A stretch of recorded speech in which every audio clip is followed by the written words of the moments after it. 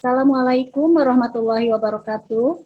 Waalaikumsalam warahmatullahi wabarakatuh. Yang saya hormati Bapak Ibu sekalian, puji syukur marilah kita panjatkan kepada Allah Subhanahu wa taala. Salawat serta salam semoga tetap tercurahkan kepada baginda Rasulullah Muhammad sallallahu alaihi wasallam. Alhamdulillah pada kesempatan ini kita dapat bertemu dalam kegiatan in-house training. Semoga kita senantiasa diberikan kemudahan dan kelancaran dalam aktivitas kita hari ini. Adapun rangkaian acara yang akan kita lewati pada kegiatan ini antara lain, yang pertama pembukaan, yang kedua penyajian materi, yang ketiga sesi tanya jawab, dan yang terakhir adalah acara penutup. Baiklah Bapak Ibu, untuk mengefektifkan waktu, kita langsung saja ke acara yang pertama, yaitu pembukaan. Untuk mengawali kegiatan, marilah kita mengucapkan basmalah bersama-sama. Bismillahirrahmanirrahim. Bapak Ibu, acara selanjutnya merupakan acara inti yang paling kita tunggu, yaitu penyampaian materi dari fasilitator. Namun sebelumnya saya perkenalkan dulu untuk fasilitator, yaitu Pak Ridwan. Selamat siang Pak Ridwan. Ya, selamat siang. Baik, Bapak Ibu, kita mulai saja. Mohon berkenan kepada Pak Ridwan untuk menyampaikan materinya. Silakan, Pak. Ya, terima kasih Bu Mustika yang sudah memberikan waktu untuk menjelaskan tentang in-house training di kurikulum sekolah penggerak di hari ini. Dan insya Allah di sini di hari ini kita akan membahas beberapa materi tentang asesmen yang akan diterapkan di kurikulum sekolah penggerak ini. Nah, sebelum kita mulai ke materi inti, kita review dulu materi sebelumnya, yaitu tentang pencapaian pembelajaran. Kira-kira dari ibu-ibu di sini, kira-kira apa pendapat Ibu atau apa bisa diceritakan materi kemarin tentang capaian pembelajaran? Ada yang bisa mengutarakan dulu pendapatnya? Definisi tentang capaian pembelajaran.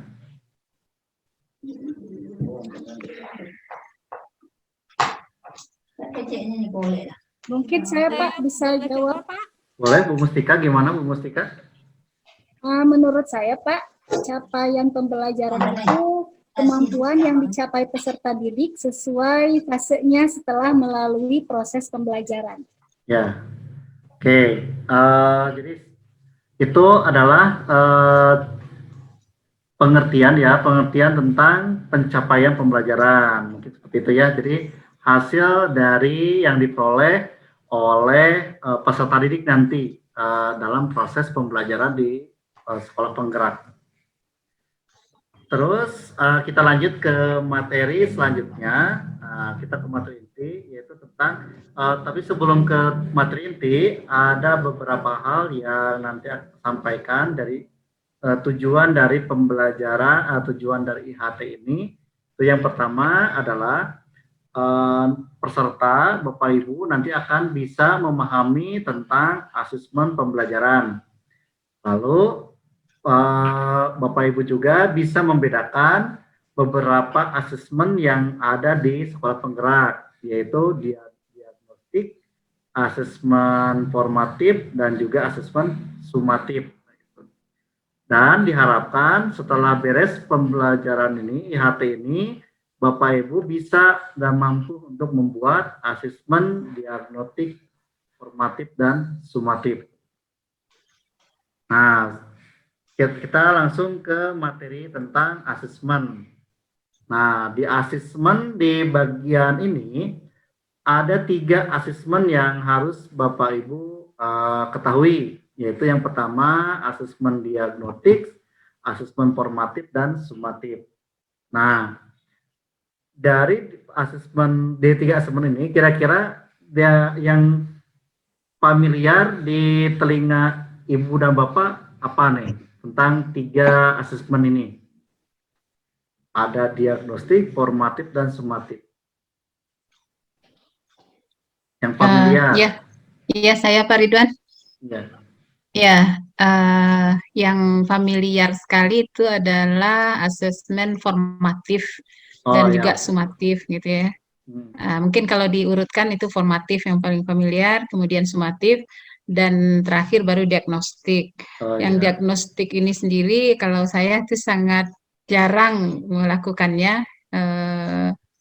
Jadi itu bahkan mungkin saya enggak begitu nggak begitu menyadari entah seberapa pentingkah asesmen diagnostik tersebut, nah gitu sehingga jarang melakukannya. Nah gitu aja mungkin Pak Ridwan. Oke.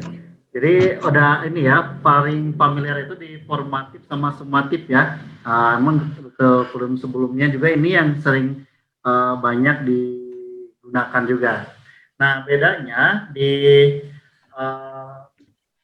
kurikulum sekolah penggerak ini, diagnostik ini dipakai di awal sebelum pembelajaran ya, karena dari pembahasan materi sebelumnya tentang capaian pembelajaran itu ada fase-fase. Nah, diagnostik ini adalah salah satu cara untuk kita mengukur siswa kita berada di fase keberapa, kayak gitu. Nah, kita lanjut.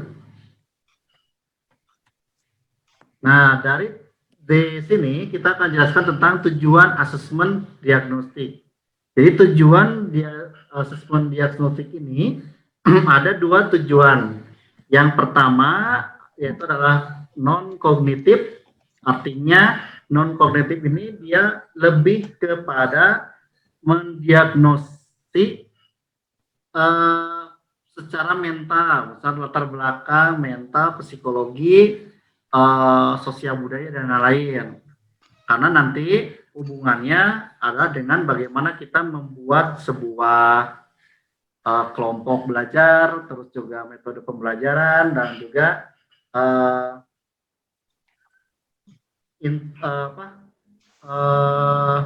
hal apa yang akan kita bisa lakukan nanti terhadap siswa tersebut.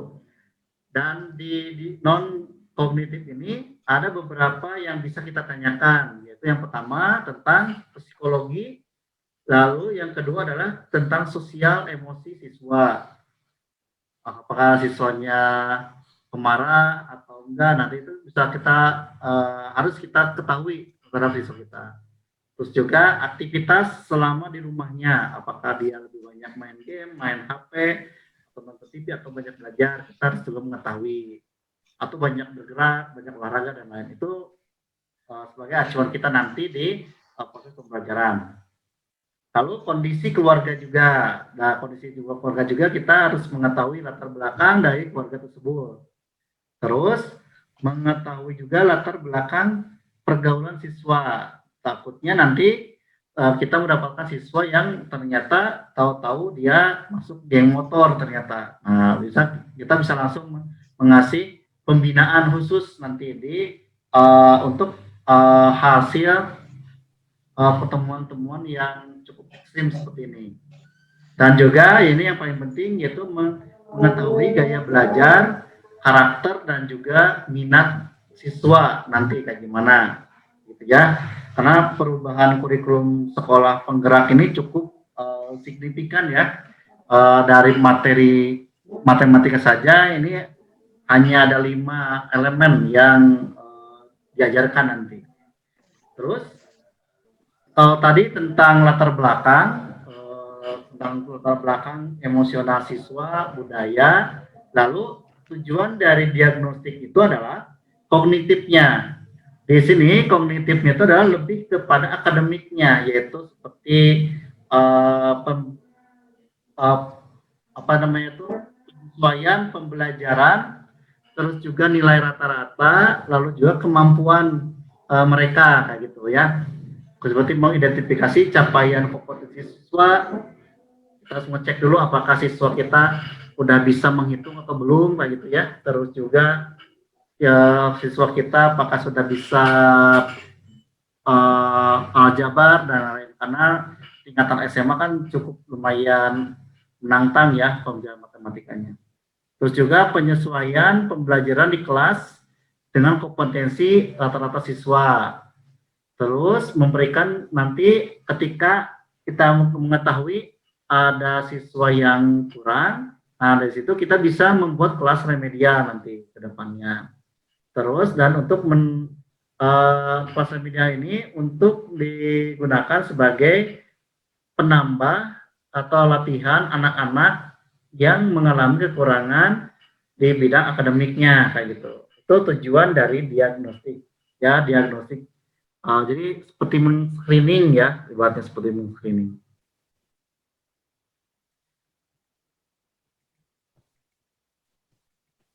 Ada double klik.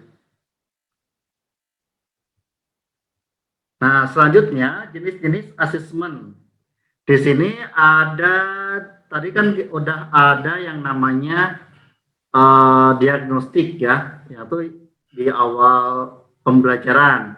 Nah, selanjutnya di sini ada 3 asesmen yang bisa kita gunakan. Ada 2 asesmen, yaitu asesmen formatif dan asesmen sumatif.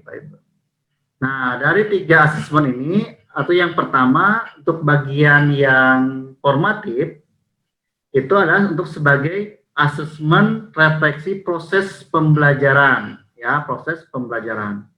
Lalu yang kedua adalah asesmen yang digunakan untuk memperbaiki proses pembelajaran sebagai bahan evaluasi dari proses pembelajaran tersebut. Terus yang 3, tahapan yang terakhir adalah asesmen sumatif, yaitu asesmen sebagai evaluasi pada akhir proses pembelajaran. Jadi diagnostik tadi meng-screening siswa kita sebelum pembelajaran. Formatif itu adalah asesmen dalam proses pembelajaran, lalu asesmen sumatif itu adalah asesmen yang dilakukan setelah pembelajaran selesai, kayak gitu. Itu tentang asesmen yang ada di kurikulum sekolah penggerak. Oke, mungkin kan udah mulai lelah ya dengan beban materi ini, kita coba untuk breaking dulu. Kira-kira siapa yang mau memimpin ice breaking? Oke, Pak Ridwan. Oh, boleh. Ya, saya coba memimpin Pak. ice breaking. Boleh. Oh, mungkin Bu Hidayat tuh. Oh iya, gantian nanti juga boleh. Saya matiin dulu ininya ya Bu ya, matiin dulu. Ya. Nah, baik. Kita ice breaking sebentar untuk penyegaran ya Bapak Ibu, karena udah lelah ya. Di sini kita ice breakingnya apanya gini, kita seperti ini berhitung dari 1 gitu ya, 1, 2, 3 dan seterusnya. Kita akan berempat, masuk Pak Ridwan ya. Pak Ridwan juga fasilitator masuk ya. Jadi kita berempat, nanti kita berhitung mulai dari saya, Bu Hida ya, saya, terus Pak Ridwan urutan keduanya, terus Bu Erlina ketiga, Bu Mustika keempat. Jadi ingat urutannya seperti di layar kita ini. Kalau layar saya begini, kuadran 1-nya saya, Pak Ridwan kuadran 2, Bu Erlina kuadran 3, Bu Mustika kuadran 4. Nah, jadi kita berhitungnya nanti seperti itu, mutar terus kira-kira berapa kali putarannya nanti saya bilang stop. Tapi ini ada syaratnya. Pas di hitungannya kelipatan 3, maka harus disebutkan door gitu ya. Pas di kelipatan 3. Nah, yang lainnya tetap. Jadi 1, 2, door. Lanjut 4, 5, door gitu ya. Nah, terus mutar terus, melanjutkan seperti itu. Jadi kita harus konsentrasi dan ingat urutan bilangan kelipatan 3 harus door gitu, bukan bilangannya disebutkan. kira-kira bisa dipahami aturan mainnya ya Bapak Ibu ya? Ya, siap. Oke, nah, kita mulai dari saya. Mulai berhitung. 1, 2. Dor.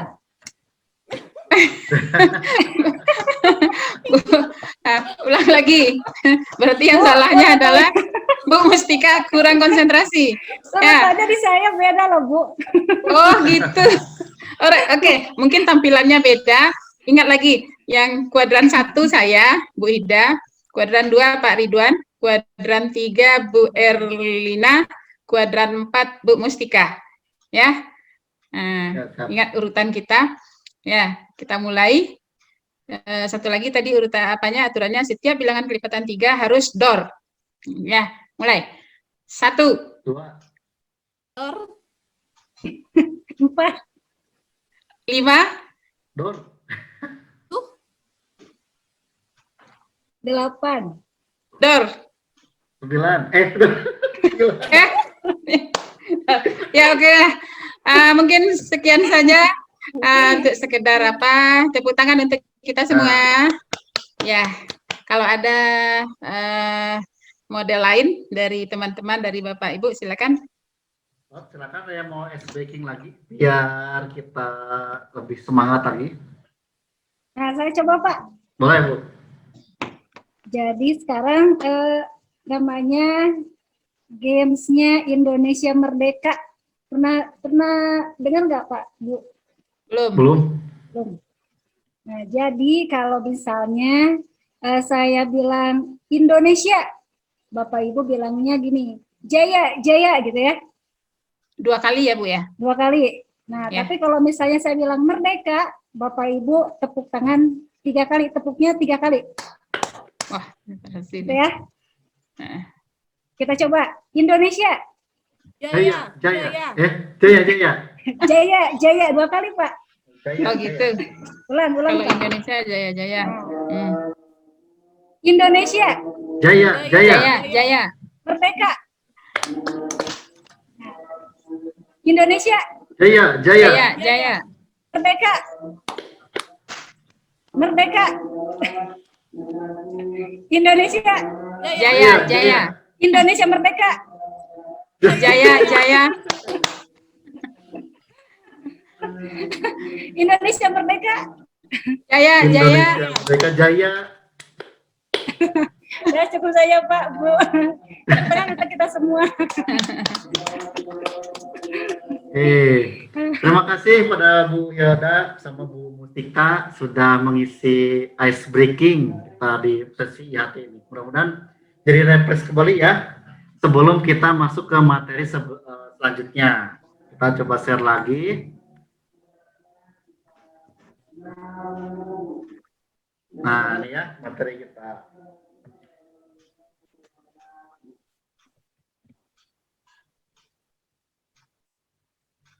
Nah, sekarang kita ke konsep asesmen untuk formatif dan sumatif ini.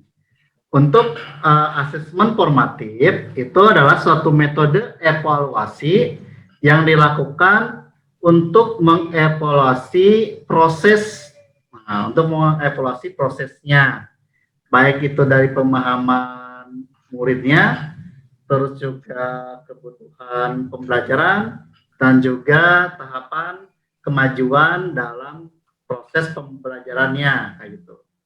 Terus di selanjutnya yaitu asesmen formatif juga sebagai memantau pembelajaran murid dan memberikan umpan balik yang berkala dan berkelanjutan. Dan untuk siswa, asesmen formatif ini berfungsi untuk membantu siswa mengidentifikasi kekuatan dan juga aspek yang perlu dikembangkan nanti. Jadi nanti setelah beres, itu siswa minimal dia tahu kekurangannya dan dia mau untuk memperbaikinya. Gitu.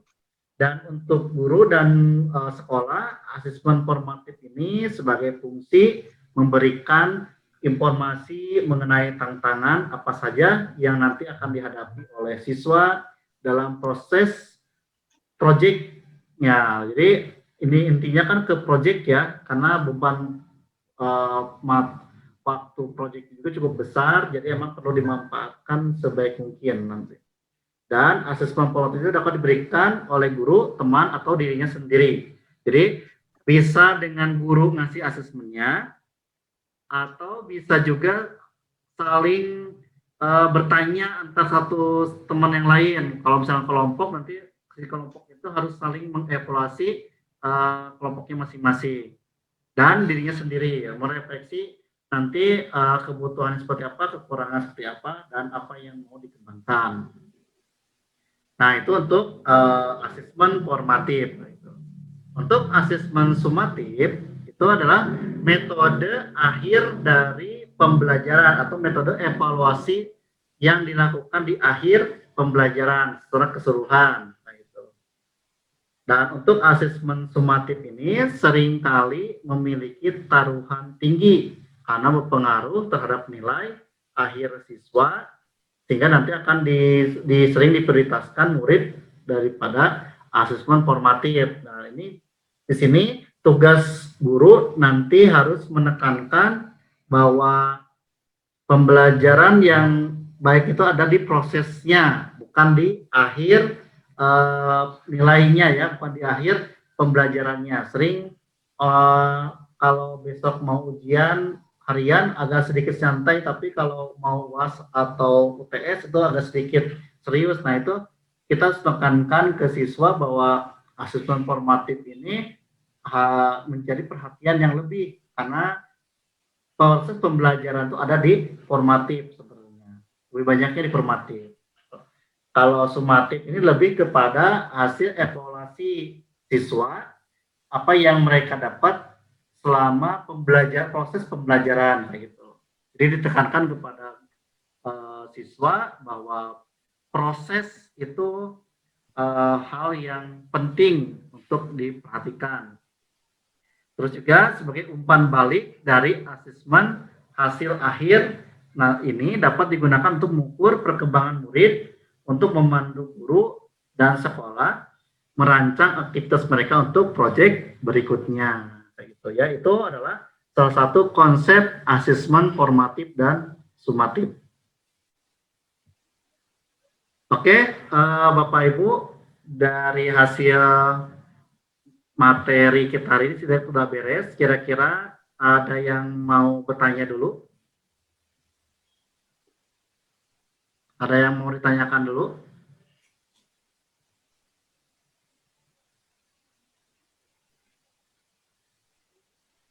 Oke, sebelum ada yang bertanya, mungkin saya akan coba bertanya dulu. Dari pembahasan tadi tentang diagnostik, sumatif, dan formatif, kira-kira dari benak Ibu, kira-kira ada nggak contoh soal yang berhubungan dengan diagnostik? Ya, kira-kira ada contohnya nggak kira-kira dari hasil tadi? Jadi, diagnostik itu untuk melihat latar belakang siswa atau kemampuan. Kira-kira ada yang mau ngasih contoh? Cukup satu saja untuk diagnostik. Ya, Pak Ridwan, saya coba. Boleh, Bu? Ya, kalau tadi kan di asesmen diagnostik kan ada yang kognitif, ada yang non-kognitif gitu ya. Mungkin di sini yang non-kognitifnya mungkin contoh yang saya berikan. Tadi Pak Ridwan menyebutkan kita harus melihat dulu bagaimana kondisi psikis siswa. Ya, mungkin di sini kita lontarkan pertanyaan, bagaimana keadaan Ananda hari ini? Nah, gitu kan, bagaimana perasaan hari ini? Gitu mungkin pertanyaannya. Kemudian bagaimana belajar di rumahnya? Apakah atau diminta siswa menerangkan bagaimana aktivitas Ananda belajar di rumah, apa-apa saja dikerjakan. Itu untuk kognitif mungkin, non-kognitif. Itu sementara Pak, mungkin ada teman yang lain yang bagian kognitifnya. Boleh, yang lainnya mungkin ada yang kognitifnya. Berarti berhubungan dengan kemampuan siswa ya, bisa dengan contoh atau dengan strategi nanti ke depannya kira-kira mau seperti apa mungkin kayak gitu. Boleh saya coba Pak Ridwan? Boleh Bu Erlina? Kalau yang kognitif itu biasanya yang saya pernah coba itu untuk siswa yang kelas 10. Nah, karena kan kita matematika ini paling utama itu kabataku ya Pak. Ya. Jadi kali, bagi, tambah, kurang gitu. Jadi saya suka itu untuk di awal pembelajaran matematika itu di pertemuan pertama memberikan mereka soal kabataku yang sangat sederhana sekali. Misalnya saja hanya 1 tambah 2 gitu. 1 tambah 2 berapa? Itu mereka pada betul semua. Tapi kalau sudah ditambah dengan negatif, nah itu mereka bisa satu soal itu ada 3 atau 2 jawaban. Atau mungkin juga dengan soal-soal pecahan. Padahal itu kan sangat diperlukan sekali dalam matematika di tingkat SMA. Tapi itu pada umumnya kalau saya lakukan itu memang ya kelemahan mereka ada di sana. Jadi karena saya mengetahui hal tersebut, jadi untuk pertemuan berikutnya kadang saya mencoba untuk memberikan atau mengingatkan kembali mereka materi tentang kabataku yang sederhana tersebut. Begitu Pak Ridwan. Oke, terima kasih Bu Erlina sudah mengutarakan strategi dan pendapat tentang tes asesmen diagnostik. Oke, mungkin itu aja untuk sesi IHT hari ini. Dan alhamdulillah ibu-ibu semua udah paham tentang apa itu asesmen, apa asesmen diagnostik, sumatif dan formatif. Mungkin itu aja dari saya sebagai fasilitator. Kembali lagi kepada moderator. Ya, terima kasih Pak Ridwan. Masih terdengar suara saya? Masih Bu. Masih Bu. Masih Bu. Ya, Bapak Ibu semuanya, alhamdulillah sesi demi sesi telah kita lewati. Akhirnya kita sudah sampai di penghujung acara. Mari kita tutup kegiatan ini dengan mengucapkan hamdalah bersama-sama. Alhamdulillahirabbil alamin. Saya sebagai moderator, mohon maaf atas segala kekurangan. Marilah kita bertepuk tangan untuk kita semua. Terima kasih semuanya. Wassalamualaikum warahmatullahi wabarakatuh. Waalaikumsalam warahmatullahi wabarakatuh.